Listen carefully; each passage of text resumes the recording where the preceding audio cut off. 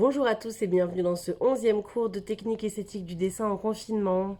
Tout d'abord, si nos vidéos vous plaisent, n'hésitez pas à vous abonner à notre chaîne et surtout à regarder ce que le collectif d'un atelier à l'autre propose chaque année comme cours hebdomadaire et stage de week-end ou stage d'été. Voilà, si vous avez appris des choses avec nous et que vous avez envie de continuer, n'hésitez pas à regarder notre site d'unatelieralautre.org. On a commencé il y a plusieurs semaines un projet qui visait à s'approprier une œuvre complexe de l'histoire de l'art par le dessin, en travaillant une technique bien particulière qui est le lavis, la gouache blanche et la hachure sur papier teinté, et qui vous avait comme objectif aussi de vraiment créer un parti pris dans la composition, de créer des zones de focus plus détaillées et de laisser des zones plus dans l'inachevé.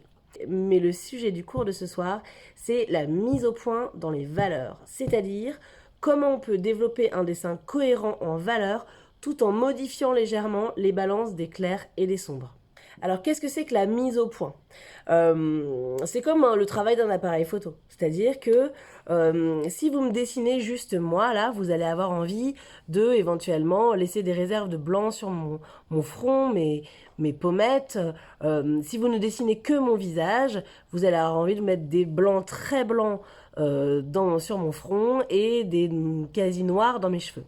Mais en réalité, si vous voulez maintenant me dessiner avec l'arrière-plan blanc qu'il y a derrière moi, vous voyez bien que les valeurs sur mon front, en fait, ce n'est pas du blanc. C'est plus sombre. Et de la même manière, ma chemise noire est bien plus noire que mes cheveux. Donc en fait, en fonction de ce qu'on dessine, on peut exagérer la sensation des blancs ou la sensation des sombres. Et ce qui compte en fait ce qui compte quand on dessine, ce n'est pas de dire à la perfection exactement la valeur qu'on a en face de soi, mais c'est de l'interpréter en fonction aussi de ce que l'on a à dire. Et donc en réalité, si je fais bien mes découpes de valeurs, je peux changer en fait les valeurs de manière à garder un dessin cohérent, mais qui va avoir une esthétique et une luminosité légèrement différentes. On y va tout de suite pour le tuto technique. Alors, moi j'ai décidé de faire ma démo sur un des personnages du Radeau de la Méduse de Théodore Géricault. Quand on observe ce personnage, qu'est-ce qu'on voit? On voit qu'on a quand même des valeurs de lumière moyennes, enfin en gros on a des clairs, et puis on a aussi des accents de blanc fort. Donc on a des clairs, puis on a des très clairs. Ce qu'on sent aussi, c'est qu'on a des valeurs moyennes, par exemple en dessous de l'épaule, au niveau des bas de la joue, dans la transition entre la lumière sur le ventre et l'obscurité sur le ventre. Donc on a bien des valeurs moyennes. Bon. Et puis on a aussi des valeurs sombres, par exemple sur toute la droite du buste, et des valeurs très sombres en dessous du bras qui soutient le corps, là, et puis à gauche de l'oreille ou dans l'orbite oculaire. Donc on pourrait dire qu'on a deux clairs, un moyen, ça fait 3, et puis 2 sombres, ça fait 5. On pourrait donc résoudre ce petit corps, ce dessin de corps en 5 valeurs.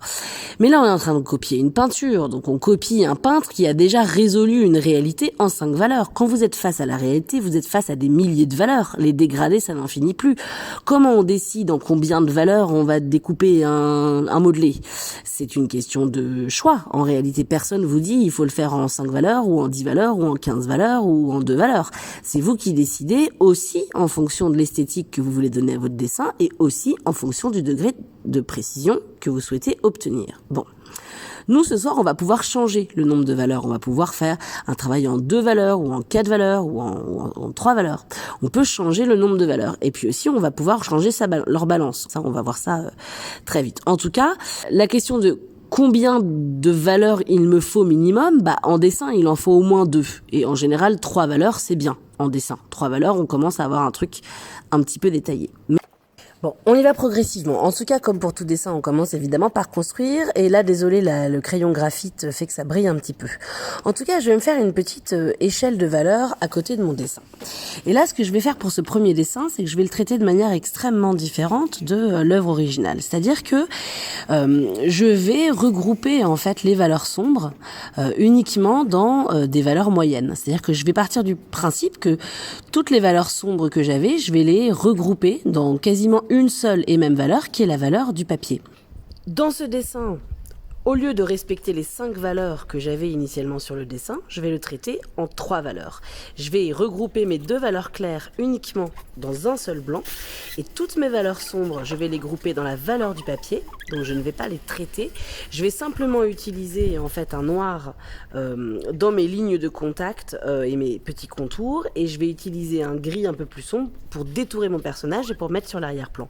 Donc je conserve les découpes initiales, mais je groupe les valeurs par famille en les déformant et le dessin continue à être cohérent alors même qu'il a été transformé dans sa luminosité et aussi dans son esthétique, puisqu'on a maintenant quelque chose qui est un peu plus dramatique comme ça, un peu plus épuré.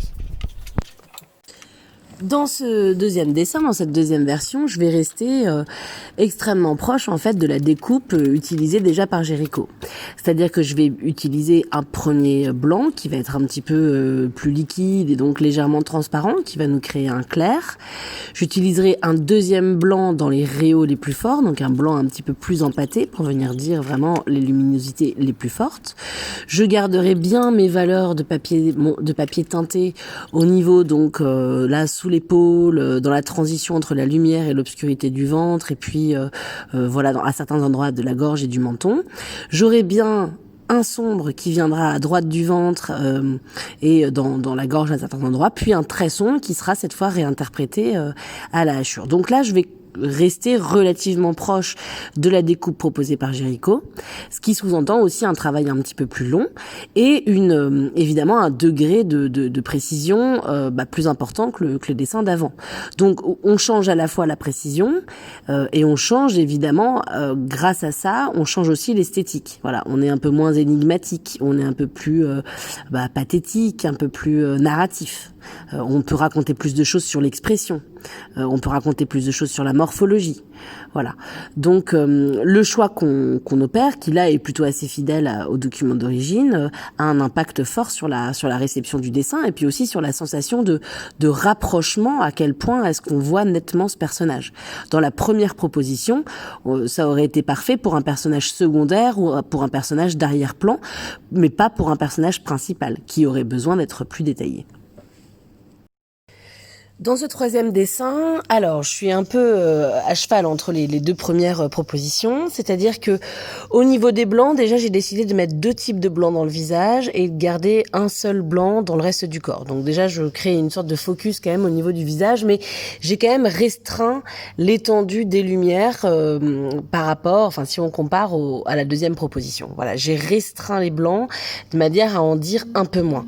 J'ai donc raconté davantage la valeur moyenne. Voilà. Cela dit, cette valeur moyenne à laquelle j'ai donné plus de place, puisque je suis venue ronger un peu dans mes lumières et je suis venue ronger un peu dans mes sombres, vous voyez qu'au niveau du ventre par exemple, le moyen a beaucoup plus de place, donc cette valeur moyenne prend plus de place, et mon sombre, il existe mais c'est un petit sombre. Voilà, je suis venue recouvrir le corps avec un premier jus de la vie, mais il n'est pas très sombre, donc j'ai baissé quand même la densité de l'obscurité, et mon très sombre n'intervient que dans les lignes de contact, un peu comme sur la première proposition, et vraiment dans les zones les plus fortes, à droite du cou, au niveau du rayon d'obscurité sur l'épaule et au niveau de la chevelure.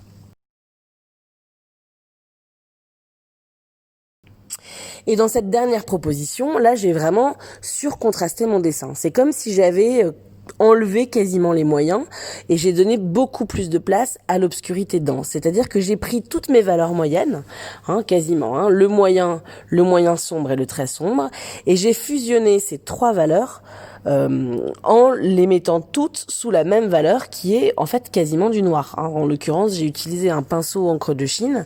Donc j'ai groupé ces 3 valeurs moyennes et sombres et très sombres sous la même qui est quasiment du noir, et je suis venue donc suivre mes découpes, mais vraiment vous voyez dans le nez on voit plus les narines, on voit plus également ce qui se passe dans la bouche, on voit pas non plus le modelé au niveau de l'épaule et du cou, tout a été totalement noirci, et là je laisse quand même un tout petit peu de place à une valeur moyenne, mais c'est pareil, je dis plutôt mes blancs très forts et je ne dis plus mes blancs intermédiaires.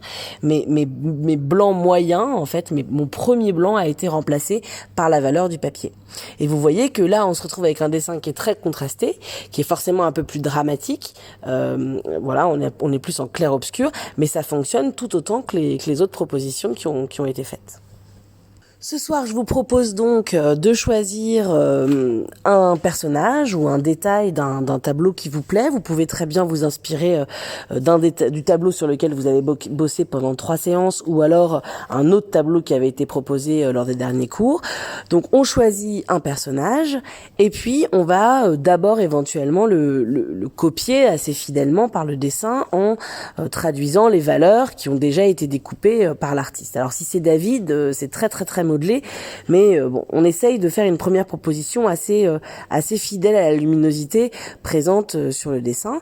Et puis ensuite, on va en faire une deuxième version dans lesquelles justement on va s'amuser à jouer avec la réglette des valeurs, hein, comme si on était sur Photoshop et qu'on travaillait.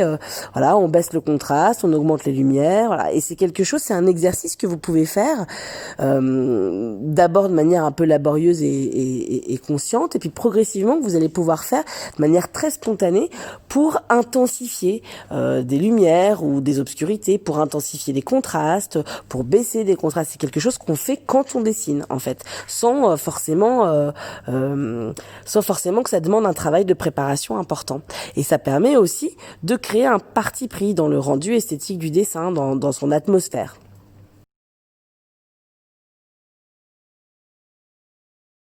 Je retrouve mes élèves inscrits sur le groupe WhatsApp. Et pour les autres internautes, à la semaine prochaine. La semaine prochaine, on travaille un truc différent. On travaille la double écriture graphique au sein du dessin.